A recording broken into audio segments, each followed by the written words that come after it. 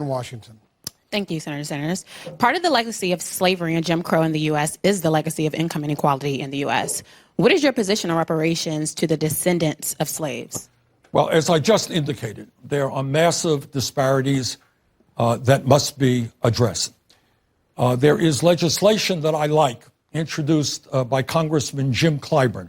It's called the 10-20-30 legislation, which focuses federal resources in a very significant way on distressed communities, communities that have high levels of poverty.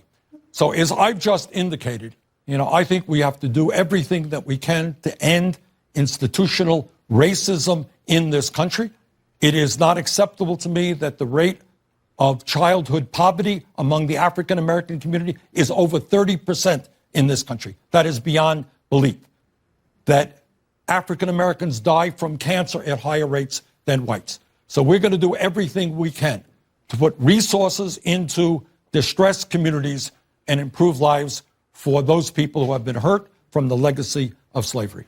So what is your position specifically on reparations? I asked the question because Elizabeth Warren, Julian Castro, they've indicated they want to support. What does that mean? What do they mean?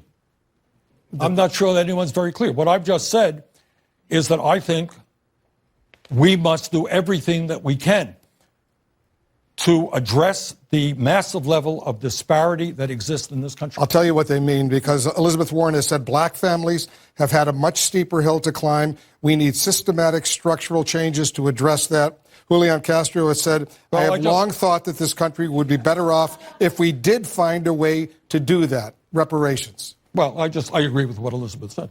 So you would support reparations? Read what she said. What does that mean? She means, I think, I don't want to put words into her mouth, is what I said.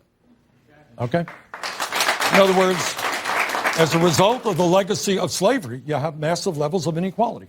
It has to be addressed, and it has to be addressed now. In 2016, you said it would be divisive, reparations. Well, again, it depends on what the word means. And I know you don't want to be divisive tonight. All right, let's go to some